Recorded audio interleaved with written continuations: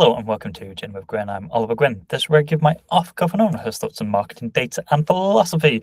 This week, has Bumble destroyed its USP by letting men message first? Now, if you're unfamiliar with Bumble, it's a dating app, and its entire core premise was that women had to message men first. That was the whole thing that set them apart. And the reason that they did this was very clear. According to research, 54% of women said they felt overwhelmed by the numbers of messages that they were getting from guys. In many dating apps, you can pay to message somebody and bypass the sort of matching system. 64% of men said they felt insecure because they weren't getting enough messages. And so here was a great solution that made Bumble very, very popular and successful. Now, Bumble is close to my heart, or it's close to my day-to-day life, I guess, because my boss, Candice Ren, was the head of analytics at Bumble from day zero to the exit to Blackstone or BlackRock, one of the other two. And so I have to hear about that nearly every single day. In fact, me and some of the other single people at 173 had joked that we will never sign up to Bumble. We'd much rather die alone than give Candice the satisfaction of being able to say to people, oh, Oliver met his wife on Bumble. And so I have not used it, but I find it very interesting that they have now changed. So it launched in 2014 with a very simple proposition. Women had to message first.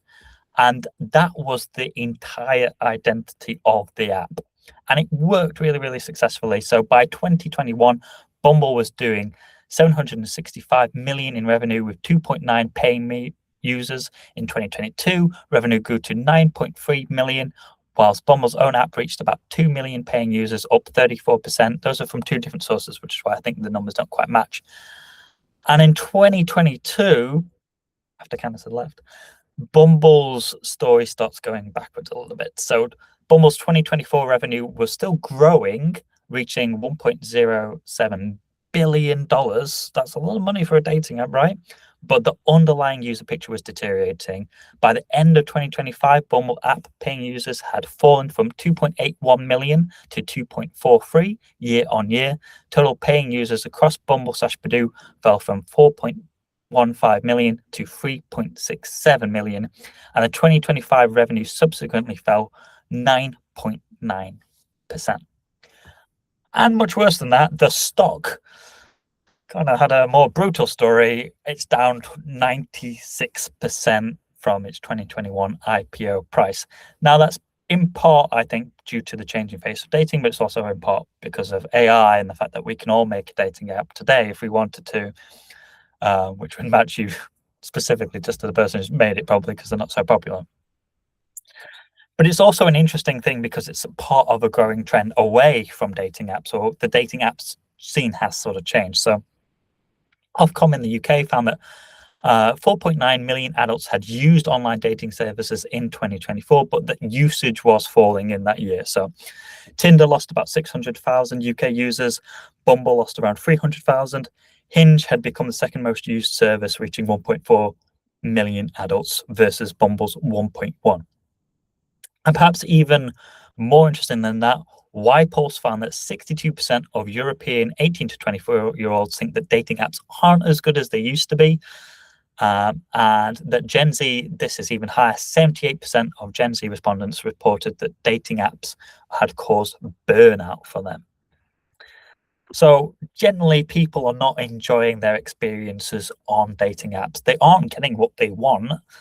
And I think there's another dating app called Breeze at the moment where you meet people in real life. You see their profile, you match, and then you go for a real date and you get to know them. And there's no messaging or anything like that. And their whole thing, and I think it's very true, is that dating apps are designed to get money out of you. They want subscribers. They want you to pay for add-ons, for hearts, for messages, whatever it might be. And if you leave them, if you find the love of your life on them, that's great for them. They've been successful, but actually it's not very profitable if you meet the love of your life on day one on the dating app for them. And so they are having to balance the fact that, as Hinge used to say, they're designed to be deleted.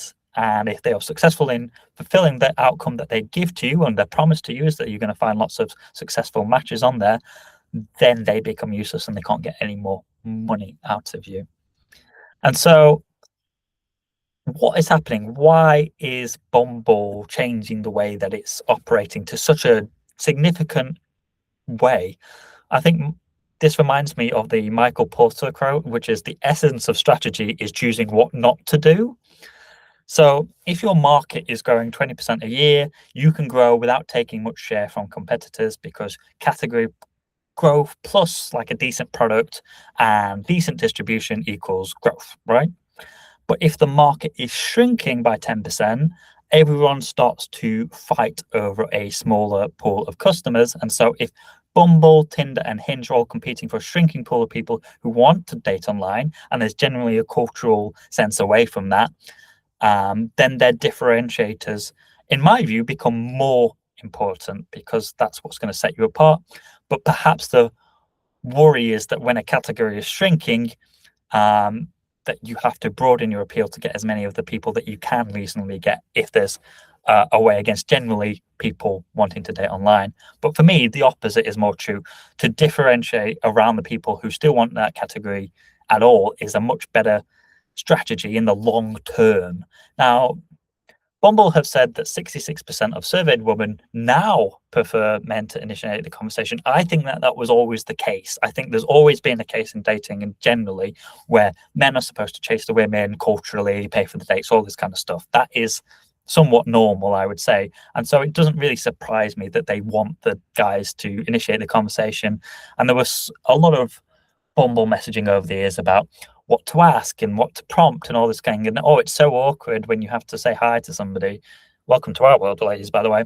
And they've also done another thing which is really interesting. So it's not just that they're allowing men to message first, they've also extended the timeline available. So you can respond to messages. It was originally within 24 hours and now it's 72 hours, which is a significant difference because Bumble experience was always supposed to be sort of high pressure and time bound, and then that showed you that the people were relatively serious.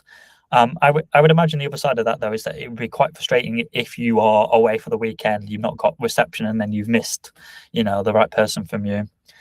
There was a good article in the Guardian, which sort of said that dating apps are in salvage mode. Bumble has cut 30% of its workforce. The industry is sort of turning towards AI. And so critics will argue that the underlying problem isn't sort of insufficient technology, but the business models around engagement rather than successful relationships mean that people are higher dissatisfaction with dating apps. They've not got the market share they once did. People generally, when they go to dating apps or dating in general, they want better filtering of people. They want more intentional introductions. They want friends, communities, real world dates, less messaging, AI matchmaking, fewer but better matches is basically what people want. And so it's the industry has changed away from endless swiping. And I think endless swiping has, I don't want to say damaged, but I think it has caused a lot of problems culturally, which have been surfaced, in that it gives you an illusion that there are more options out there than there really are in real life. And I dug into a lot of my female friends about this, and I would always say, if we went to a pub right now and there's 100 people in the pub, I'm a guy, you're a girl, same age, we would have the same amount of matches. Generally speaking, we would, because in the UK anyway, there's a pretty much 50-50 split. There's slightly more men than there are women, but there's slightly more gay men than there are women. So if we're looking for a heterosexual relationship, we, of people who are in our age range that want the same thing, that would be suitable for us, there's probably about the same matches.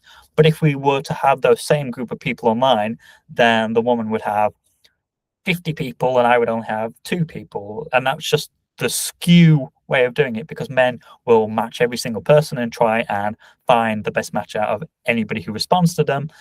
Supposedly the reason is through psychological evolution that we are wired to mate with as many people as possible. But of course, we can make 1,000,000 babies in 9 months or something. We can make a baby every single day in theory, whereas women can only produce one baby every sort of 9 to 10 months, and so they have to be more careful with their partners that they choose. This is supposedly the evolutionary reason why we have different styles of matching. I think it's also because men get so few matches on these things compared to women that we're more likely to match with people who might not be perfect and see what happens there.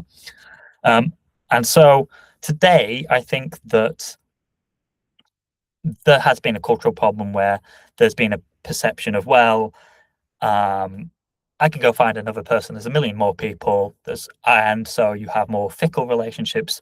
You have more people who are aiming towards a very narrow set of people. This has been, one of the stereotypes that you see online is that women only want sort of people who are over 6 foot. Apparently, 80% of women will only date people who are over 6 foot, and they want six-figure salaries and all this kind of stuff. And you're thinking, well, the pool of people who fit all of these things is probably quite small, actually, in relation to reality.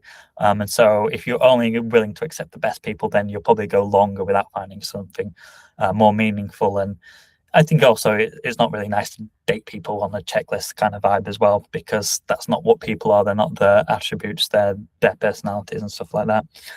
And so, do I think that Bumble broadening its appeal is good or bad? I think it's bad. I think it's probably how to kill your business pretty successfully, because one is it kind of destroys any trust that you had built as a brand. Bumble was a woman first brand that was there to stop people being harassed online, really cared about the end users, wanted them to have a good experience. They had the power. It was an empowerment sort of piece. And now they're just going to be a run of the mill dating app. I don't see that people, if you were not on Bumble today, this would not make you want to go on versus any other app. You're still likely to try Bumble and Hinge and maybe Tinder. Tinder, in the interim period where it was the main dating app, did sort of become leaning slightly more towards sort of hookups and that kind of thing. And so its market changed under its feet. I don't think that the market becoming smaller is the reaction to that is to say, oh, well, men can message first, and so we'll get more money out of the men and all this kind of thing. Traditionally in dating, you make the men pay and you make sure that you get money out of them first. But of course, you also need to make sure that women who are on their profile and get the men to pay for them, they're sort of a source of income in a way. You also need to make sure that they're happy and that they're getting good quality matches and all of this kind of stuff. And so I think really, if I was Bumble, my strategy would have been quite different. It would be to move away from sort of more matches, more messages, more engagement, and as I said before, towards better matches, faster dates, successful relationships, and then leave the app. And that might mean a different way of looking at monetization, and that you can't have sort of a 12-month subscription cycle. You can't have 3 months. You have to think about, a lot of these apps went to in-app purchases, and I'm not sure that's the right move either. I think really it's about thinking about how you can look at the whole experience and offer something there. For me, a more interesting way of looking at this, and I said this to our client, we have a couple of dating app clients, one called Smitten. Hi, Sferry, if you're watching. I said to him, I think there's an interesting space about dating coaches. AI dating coaches, I think, is an interesting space to get into. I think a lot of people, they don't find what they're looking for because they have unrealistic expectations. They don't see themselves particularly well. If you are, I'm only willing to date millionaires type of person, but you yourself are unsuccessful and overweight and all this kind of stuff, then that's not necessarily realistic. And you could get there maybe, but it might be, hey, this is what the path that you need to take if you're going to find somebody. All of these kind of things, I think, would be a value add to the end customer about dating patterns and giving them coaching and support afterwards. And how did that date go? And what do you wish you'd done differently? And looking at the patterns in their own dating. I'm somebody who typically gets too excited about people when I'm dating. I fall in love way too early. And then I start slowly to see the red flags and the reality bleed in. But by then I'm kind of like, oh, I'm so in love with this person. And then I get blind to that. And so that's something that I've been working on. But I think it would be nice if in the dating app it said, hey, you get really excited about people, just calm down, wait a little bit longer, all this kind of thing. I could see a real value in that. I think connecting people with real life is a very good way of looking at things. I did a previous blog about how dating has changed since the last time that I had to date, and I would say that people are much more willing to meet up very quickly, as opposed to before, like 7 or 8 years ago, where people really wanted to make sure you were okay before you met up in real life and you were a real person and all this kind of stuff. That worry doesn't seem to be there as much anymore. And so if I was Bumble, I'd want to connect people with real life experiences as quickly as possible. I think Thursday was relatively successful for a time being, doing planned events and booking at pubs. And I know that that's a different business model and it requires a different set of people, but that might be a better evolution where you can still have some sort of empowerment and women get to choose and all of that kind of stuff. You could have kept that core messaging because you've basically betrayed your brand completely at this moment. And so I'm not sure that that was the right move to make. Bumble is a part of a group of dating apps, and so I'm sure that they have, Badoo is another app that they own. I'm sure that they have other offerings that they could have experimented with. I don't think they needed to change the Bumble brand, but this is already something that they've kind of done a few times. They have Bumble for Friends, they have Bumble for Business, which is anybody on Bumble for Business? I don't imagine your wife would be very happy, would she? Oh, I promise, I'm just downloading Bumble for the business section. That's all I'm after. I imagine that causes a lot of problems. So I think when you dilute what you're known as, it's always a very dangerous thing. So there's always a lot of consideration to understand what is a brand extension versus what should be another brand. And in this case, I don't think that this should be an extension just to try and get more of the market. What do you think?